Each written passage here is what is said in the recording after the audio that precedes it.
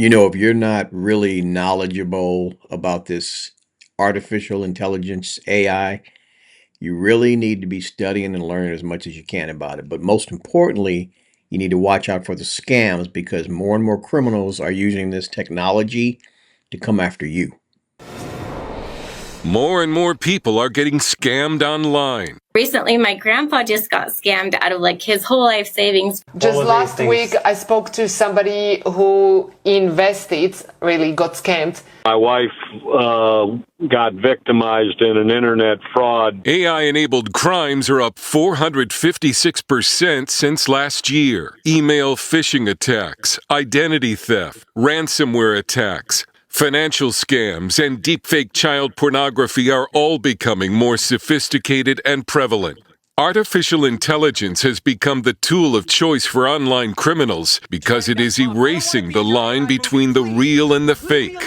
Google's newly announced video generator is about to flood the internet with AI-created clips that have the look of expensive films. None of us is real. We're here because someone decided to write a prompt. We all hate him for it.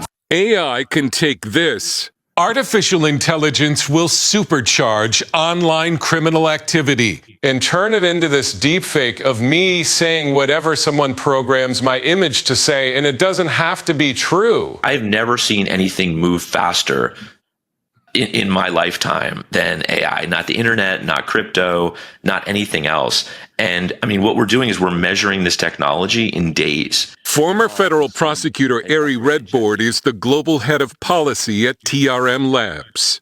AI has removed the human bottleneck from scams, from cybercrime, and from other types of illicit activity. America's adversaries are said to be using AI to influence U.S. politics and to steal. We've seen North Korea. They just stole $1.5 billion in one day to use for weapons proliferation and other destabilizing activity.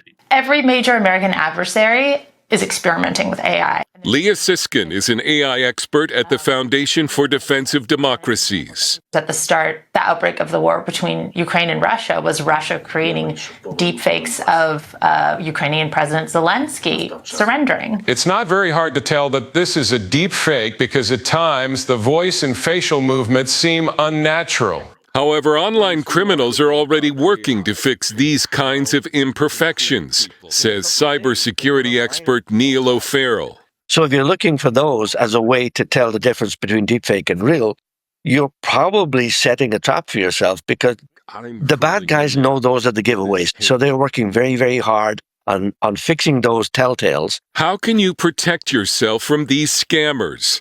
O'Farrell says if you receive a call from a friend or family member claiming to be in trouble and requesting money or personal information, you need to ask questions. Where are you?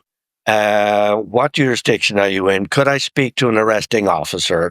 Could you hold the phone up, turn on the video, and let me see? I want you, like proof of life. Show me that it is you, and you are where you say you are. Or choose a unique family code word that's not been sent through the internet and ask a friend or family member to say it. Dad, I got into some trouble and I need some money. I need you to go buy a $100 Visa gift card and read me the numbers on the back. Sure. What's the password? Armani? I'm not continuing this conversation until you give me the code word. What worries experts is how artificial intelligence learns, and that AI crime is headed toward what's called its mature phase. So that's when, AI really completely removes the human bottleneck and is essentially doing the scam activity, doing the cyber attacks in a completely automated way. Former Google CEO Eric Schmidt recently issued an ominous warning about AI accelerating toward artificial superintelligence. This foundation is being locked in. And we're not going to stop it. Because remember, the computers are now doing self-improvement. They're learning how to plan, and they don't have to listen to us anymore. And this is the theory that there will be computers that are smarter than the sum of humans. That means law enforcement and governments will need to utilize AI tools now to fight this crime wave, which experts say could quickly become an epidemic. Wow. All right. Well, Dale is with us now for more on this subject. I hope it's Dale. Dale, I hope it's you. We didn't come up with a password ahead of time. You'll have to trust me. I don't have proof of life. We will trust you. How confident are you that law enforcement can handle this AI crime wave? In the near term, I'm not confident at all. We just learned this week that OpenAI's one of their models, their Chat GPT models they're experimenting with, refused an instruction to shut down and then sabotaged the shutdown mechanism. So this is what we're dealing with. AI is not only a tool for crime, it's faster than an army of criminals. It's more efficient and it learns. And so when you throw roadblocks in front of it, it problem solves until it can find a way around it. I reached a point in my interviews where I asked experts, is this going to render the internet useless? Because it will be so flooded with deepfakes and fake information and fake scandals. And they said, no, but we're going to have to find a way of verifying information. In a story, your report had so much information. There was a lot to handle. One line caught my ear quickly, and you moved past it. But how did the North Koreans steal $1.5 billion? They looted a cryptocurrency exchange. They broke into it. And the experts think they used a phishing email to get a password. But this is a cautionary tale for all of us. If you're not storing your money online, your bank has a presence online. And yes, banks are insured. But none of these financial institutions, I think, are as secure as they used to be because of AI. All right.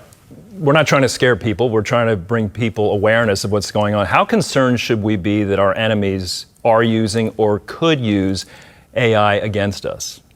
Well, I would hope we're preparing for it because it levels the playing field for a country, let's say like North Korea, a poor country that can use AI to inflict major damage on us. And I think, in fact, we could reach a point where a major AI attack is viewed as an act of war that might bring a military response. It could do that much damage. Can this story have a happy ending, so to speak? Can we harness the strength of artificial intelligence without being constantly scammed? I would hope so. You know, new technology always comes before ethics and law, and we're in the Wild West phase right now, and we need the ethics and law, and we need solutions so that we can trust the internet. But you know, Andrew, when I started this story, I had some skepticism that AI might not be as big as people say it is.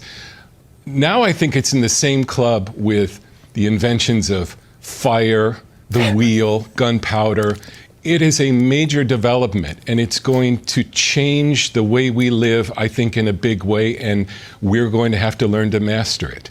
And we appreciate you reminding us, be careful with texts we get, emails, phone calls. Keep our guard up. Dale, thank you for your reporting. Thank you.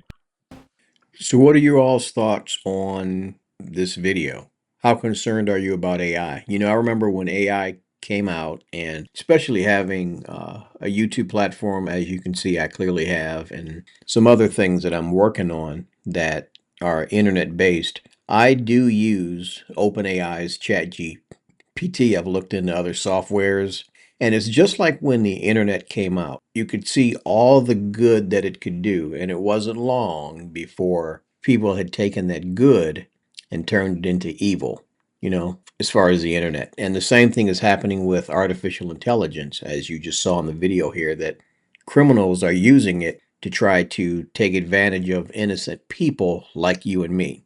So one thing I would advise, if you haven't started learning and trying to understand this whole AI model, I would encourage you to do so, not to be intimidated by it. A lot of people are. But there's also a lot of people that aren't, you know, especially those 50 and older. A lot of those are still kind of like, I don't really want to learn nothing new. But just like the internet, eventually it's going to get to the point where everybody's going to be using it, and it's almost going to be a necessity to have it. Like I said, for me, I have used it in ways where it has helped me tremendously with my social media content. Some of my other businesses. I'm telling you, it's an amazing platform. However, be on the alert for the scams and the things that people may try to do using this artificial intelligence. One of the things that I thought was crazy that I started hearing about 6 months to a year ago was this deep fake stuff. And it's crazy what they can do with these deep fakes. I mean, they have hurt a lot of innocent people with the deep fake stuff. So again, just be careful. Keep your eyes open, keep your wits about you, and learn what you can, because it can be beneficial to you in a lot of areas in your life. And it can also be detrimental if you're not aware that people can use this technology against you. Make sure you like this video if you haven't already done so. Also subscribe to the channel. And as always, I love you guys, and I will check you on the next one. Later.